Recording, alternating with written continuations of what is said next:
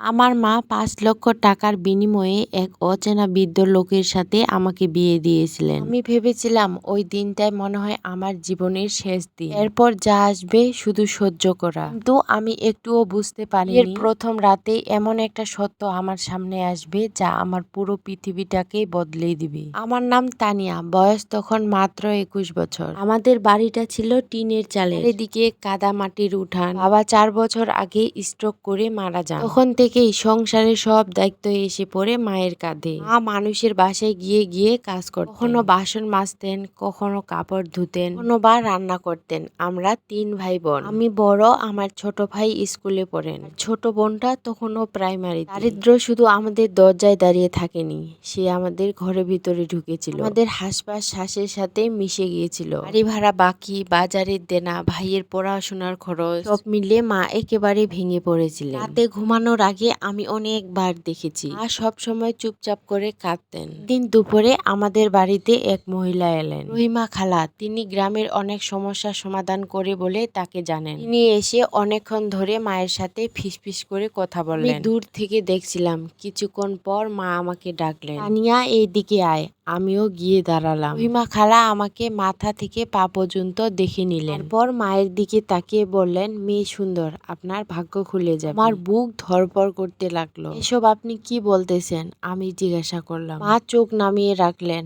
রহিমা খালা বললেন, ঘরে একজন ভদ্রলোক আছেন, বয়স একটু বেশি, বিয়ে করে নাই, ওনাকে দেখার জন্য একটা মেয়ে লাগবে, বিয়ে করেই নিবেন, বিনিময়ে ৫ লক্ষ টাকা দিবেন। কথাটা শুনে আমার মাথা ঘুরে উঠলো। মানে আমাকে বিক্রি করবেন? মা তখনও চুপ। আমি চিৎকার করে উঠলাম, আমি কি মানুষ না? আমার কি কোনো ইচ্ছের দাম নেই? মা কাঁপা গলায় বললেন, তুই বুঝবি না তানিয়া, আমরা শেষ হয়ে গেছি। এই দিন আমি অনেক কান্না করেছিলাম, মাকে অনেক কথাই বলেছিলাম। এসব কথা কোনো মেয়েরই বলা উচিত না। এরপর রাতে দেখলাম মা একা বসে আছে, তার চোখে পানি, ঠোঁটে দোয়া। আমি আর পারতেছি না উপরওয়ালা।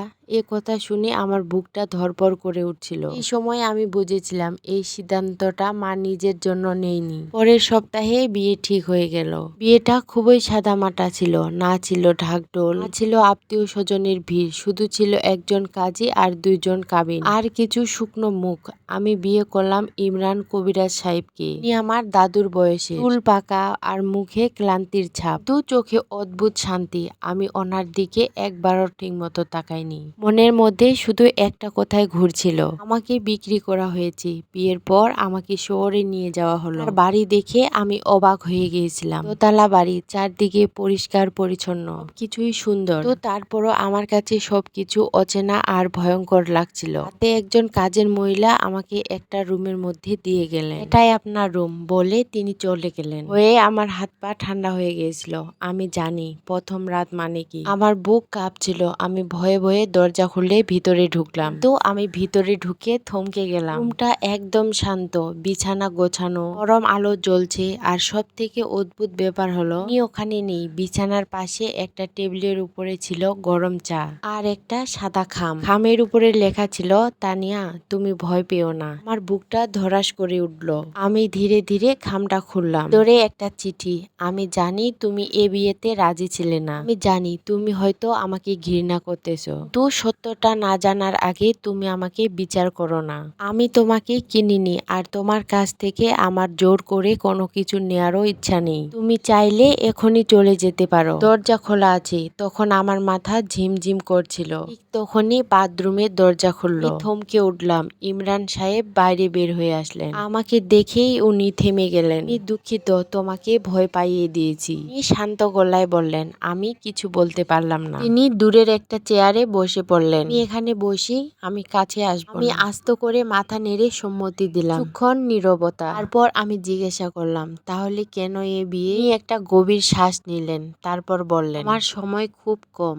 আমার বুক কেঁপে উঠল। আমি ক্যান্সারে আক্রান্ত। উনি খুব শান্তভাবে বললেন, রেস্টে আছি। আমার চারপাশ যেন ঘুরতে লাগলো। আমার একজন স্ত্রীর দরকার ছিল না, দরকার ছিল আমি যেন আমার সবকিছু তাকে দিয়ে যেতে পারি। আরেকটা শর্ত, যে আমি এতদিন লুকিয়ে রেখেছি। এই দিন রাতে আমি আর ঘুমাতে পারিনি, তো অদ্ভুত ভাবে আমি আর কাঁদিনি, কারণ আমি বুঝতে পারছিলাম এটা শুধু একটা বিক্রি হওয়া মেয়ের গল্প না, ধরে আরো কিছু রয়েছে। আর এই কিছুটাই মনে হয় আমার জীবনের সব থেকে বড় বড় সত্য হয়ে উঠতে চলেছে। ইমরান সাহেবের মুখে ক্যান্সার আক্রান্ত কথাটা শুনে মনে হচ্ছিল দেওয়ালগুলো আমার দিকেই ধেয়ে আসে। মানুষটাকে আমি একটু আগেও ঘৃণা করেছিলাম, তার শান্ত চোখের দিকে তাকিয়ে আমি এখন এক বিষণ্ণতা অনুভব করতেছি। সে ঘোরের মতো সব রাগ আর অভিযোগ আমার ভেঙে চুরমার হয়ে গেল। আমি বিছানার কোণে জড়সড় হয়ে বসে পড়লাম। ইমরান সাহেব জানলার পাশে গিয়ে দাঁড়ালেন। বাইরের আকাশটাও আজকে বড্ড কালো। উনি কেন আমাকে বেছে নিলেন? নিজের কণ্ঠস্বর নিজের কানের মধ্যেই ঠেকলো। শহরে কি মেয়ের অভাব ছিল?